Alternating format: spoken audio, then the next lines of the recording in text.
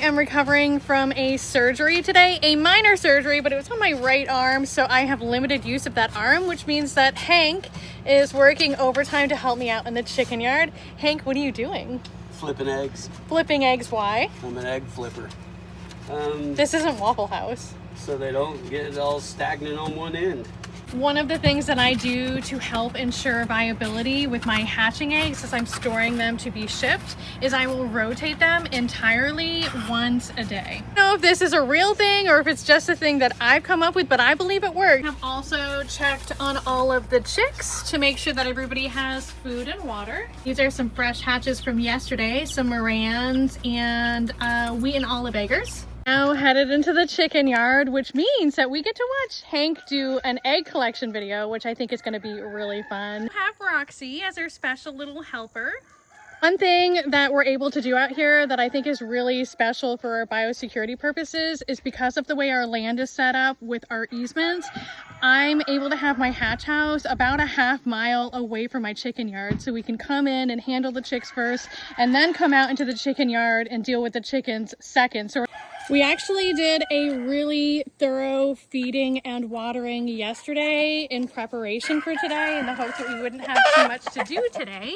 Hello, sweet friends. So we shouldn't have too much to do out here, but it is hot, and so they go through a lot more water when the weather's warm like this. Find that in the winter months, they tend to go through more food, less water, but in the summer months, they tend to go through less food, more water. I want to see the little chickadees.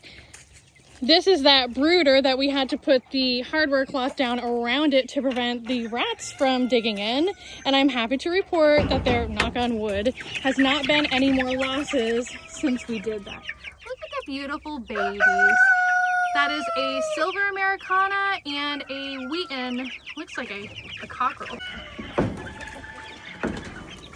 Pretty clever contraption there. I like that contraption. Yeah, I like that. Well, hello friends, I missed y'all.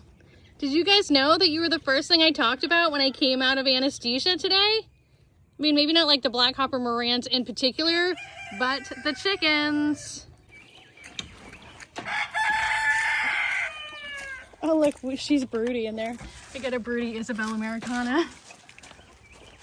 And right here was one of my prettiest pens of Americanas, not just because of their coloring, not just because they're Isabel, but because this was one of my only Americana pens where there was no feather plucking going on.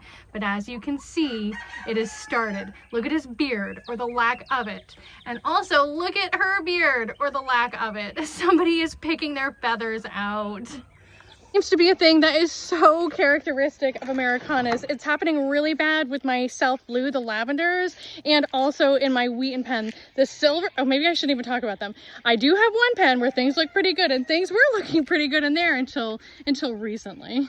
Sometimes when you see feather picking like that, it can be due to dietary issues. Maybe they need their protein to be up. Sometimes they'll eat feathers when they need more protein. I do supplement everybody with, well, I feed everybody a 50-50 mixture of all flock, which is higher in protein, and layer pellets so that they get everything that they need. Well, they should have everything that they need in their diet. So I don't know, it seems to be a behavioral thing with the Americanas. Man, get shit done, huh? Let's take a moment to admire this guy right here, who is not Don Juan, but comes from Don Juan's loins. Hank, TikTok has been calling you the ultimate chicken daddy. I am the ultimate chicken daddy. I'm the ultimate daddy in all categories. Watch it. You'll find yourself on the wrong side of TikTok. I don't mind being on the wrong side of TikTok, though. Okay, so you know the rule how we don't have favorite chickens out here. Like, you know how you don't choose favorites? Yeah. So who is your least favorite? I don't have a least favorite. Okay, but no. But they're all gonna go together.